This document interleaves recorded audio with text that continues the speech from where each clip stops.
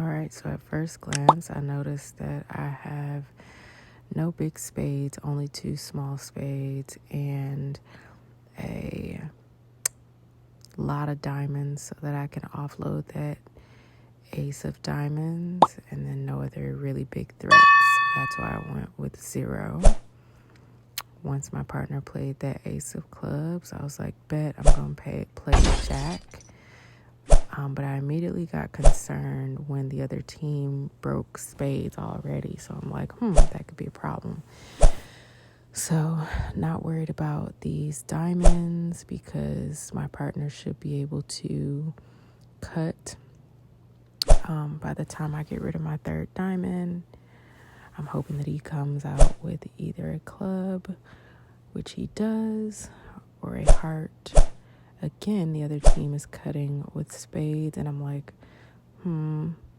that could be problematic because we don't want them to get rid of all their spades. And then by the time that other part, like to the person to my left, starts cutting with spades as well, I'm like, oh, this is going to be a problem. And so we're moving right along. Hearts, they're going to cut.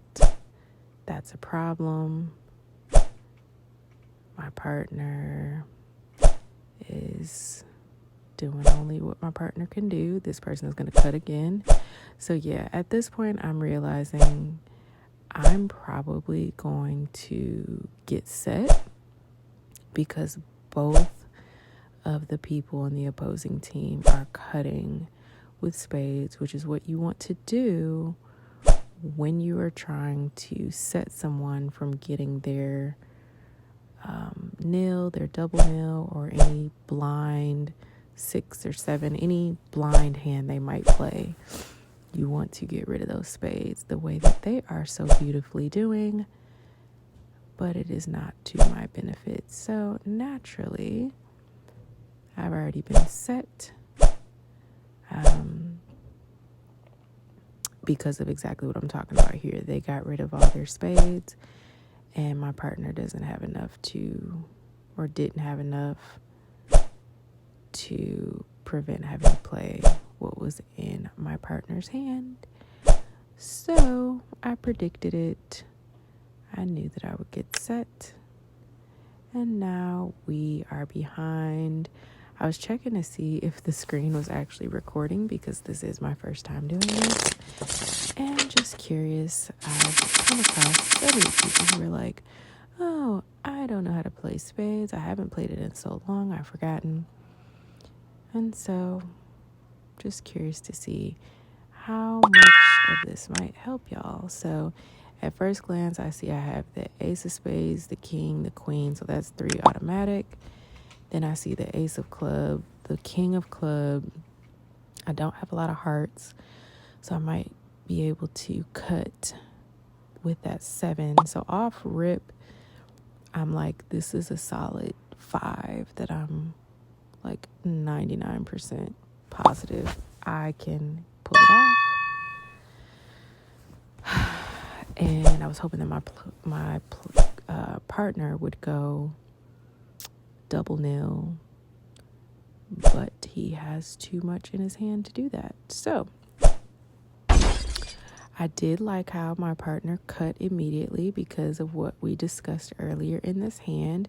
Because the opposing party went nil or went 0, we want to get rid of our spades as quickly as possible. So that's what I'm already planning on doing. Like, how am I going to be able to cut prematurely to get rid of my ace of spades, my king of spades, my queen of spades, so that we can try to set them from getting their 0 or nil.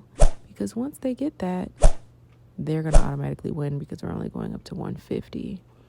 So I play a low 6, and partner is covering, but my partner is cutting and getting rid of spades, which is great. Played a low heart, but I don't really have a low heart. We could have set him there because they had a 6 and the other person only had a 4, but I had to play that 10. So, okay, now I'm thinking, great, I'm going to cut Cool, my partner cut. I'm going to cut as well. We're trying to offload those spades. This is the lowest non-spade card I have. Okay, cool. The partner can't do anything better. My partner's slightly above. We thought we might get him there. Low spade, I don't have, low club. I don't have another low club. Now this is the last ditch effort. Can we get him on this 7? Nope. And they automatically get it because nothing can beat me at this point as far as trumping my cards. And they win. So, moral of the story, I shouldn't have gone nil, even though